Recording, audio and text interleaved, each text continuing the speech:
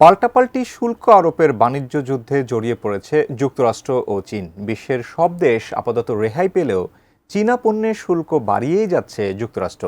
সবশেষ ট্রাম্প প্রশাসন চীনা পণ্যে 145 এবং চীন মার্কিন পণ্যে 84% শুল্ক বসিয়েছে।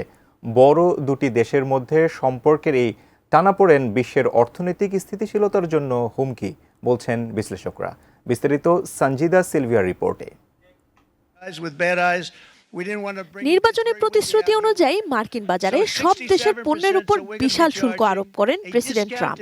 পরে দেশগুলোর অনুরোধে এর কার্যকারিতা 3 মাসের জন্য স্থগিত করেন। তবে ছাড় দেননি কেবল চীনকে। তাদের উপর আরোপিত 145% শুল্ক বৃহস্পতিবার ঘোষণার সময় থেকেই কার্যকর করা হয়েছে।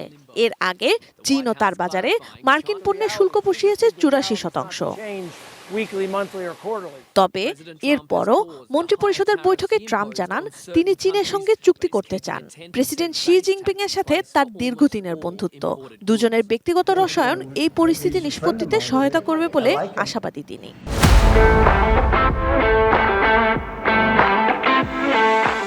President Xi, I like him, I respect him, but they haven't treated our country right. Sure. চীনা প্রতিষ্ঠানগুলো গত বছর যুক্তরাষ্ট্রে প্রায় 44,000 কোটি ডলার মূল্যের পণ্য বিক্রি করেছে। এটি চীনে মার্কিন রপ্তানির প্রায় 3 গুণ। ফলে 84% চীনা শুল্ক মার্কিন প্রতিষ্ঠানগুলোর উপর ভালোই প্রভাব ফেলবে। যুক্তরাষ্ট্রের যেসব খাত বেশি ক্ষতির মুখে পড়বে তার মধ্যে অন্যতম কৃষি।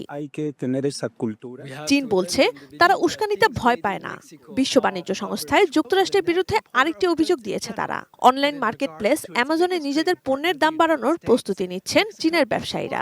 দেশটির ই কমার্স অ্যাসোসিয়েশন অ্যামাজনে যুক্তরাষ্ট্রের বাজার বর্জনের পরিকল্পনা করছে।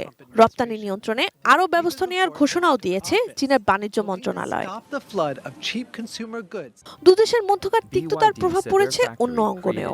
যুক্তরাষ্ট্রের আচরণের প্রতিক্রিয়ায় চীনে হলিউডের সিনেমার মুক্তি মাঝারিভাবে কমানো হচ্ছে। শুধু দুদেশের সম্পর্কই নয়, বরং টালমাটাল বিশ্ব বাণিজ্য।